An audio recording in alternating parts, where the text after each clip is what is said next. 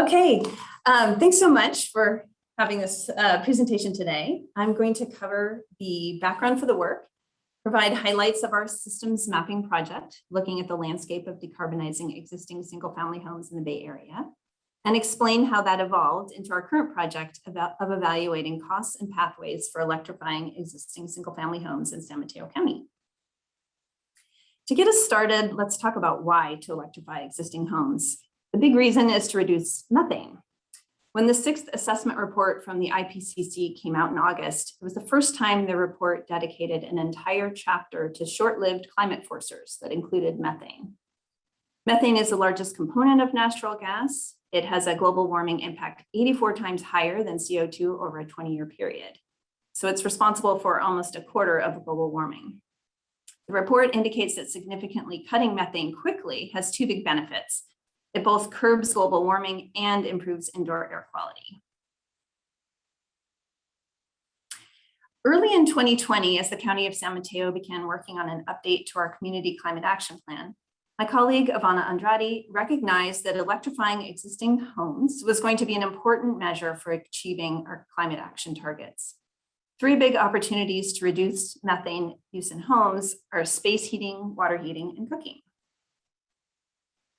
As we started exploring how to promote the idea of electrifying homes to our community, we quickly found that we weren't alone in this work. It was exciting to learn that many other organizations had already jumped in to work on this issue. We started noticing some overlapping efforts, but also some gaps and opportunities. To get a comprehensive look at the landscape and identify opportunities for collaboration, we requested funding from BayREN to create a systems map of the landscape of decarbonizing existing single-family homes in the Bay Area. To help us with this work, in the summer of 2020, we reached out to Presidio Graduate School because systems thinking and systems mapping are part of their curriculum.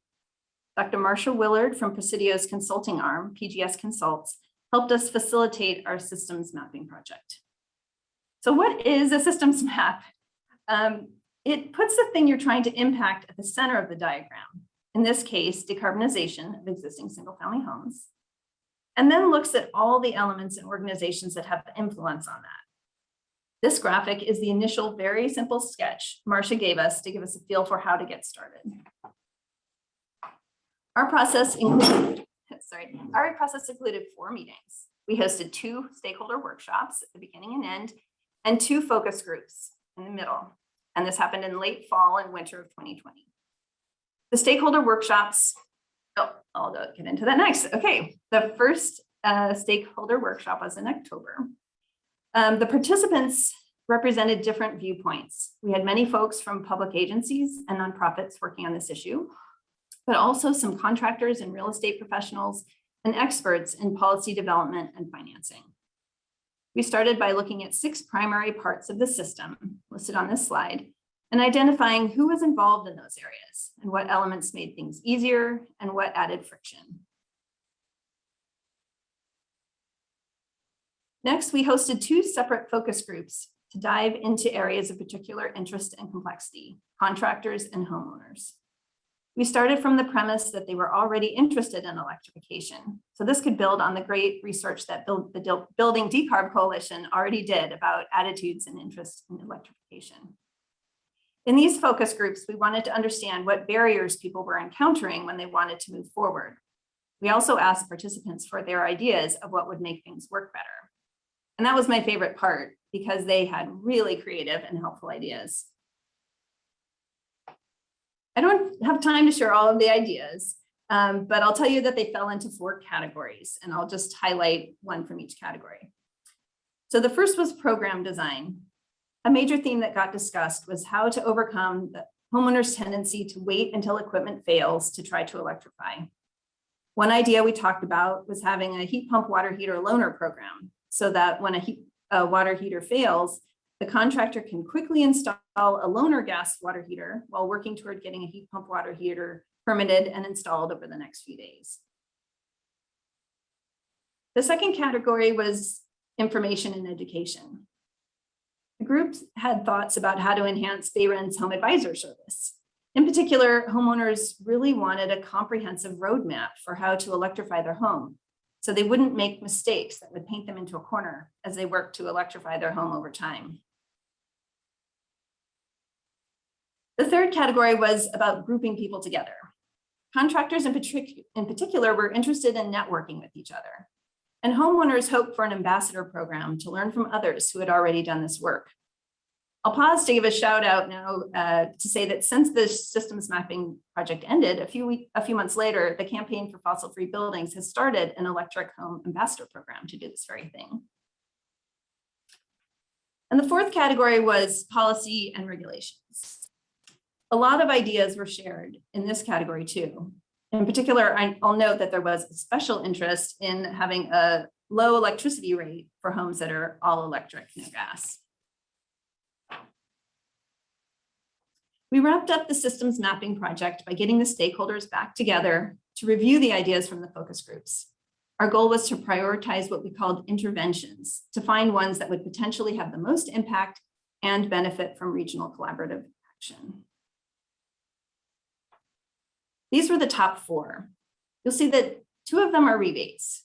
Instant rebates is the idea that the price of a heat pump appliance, for instance, is discounted at the register to minimize rebate paperwork. The Cash for Clunkers rebate aims to get people to retire old gas appliances before they fail, and that's from that model of getting rid of old cars.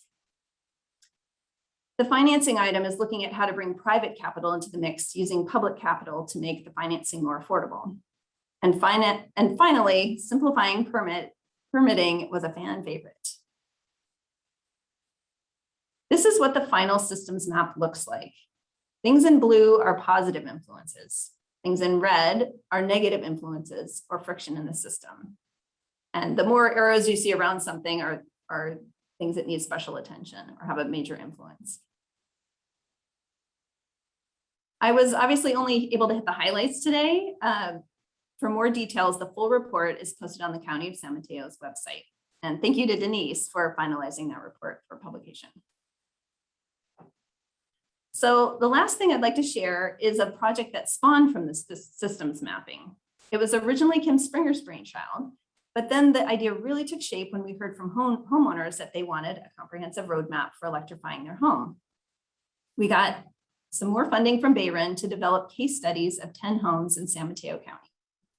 We're helping each one determine the costs and strategy for electrifying their home. And as a disclaimer, we didn't have the funding or the time to actually implement the electrification for each project, but we're creating an actionable plan that the homeowner can use over time. For the 10 case studies, we wanted a variety of home types, different ages, locations throughout the county, and a variety of existing equipment. Some have low amperage on their electric panel, some have plenty of room. We also have 2 low-income households and 1 HOA, and you'll hear from that homeowner in a few minutes.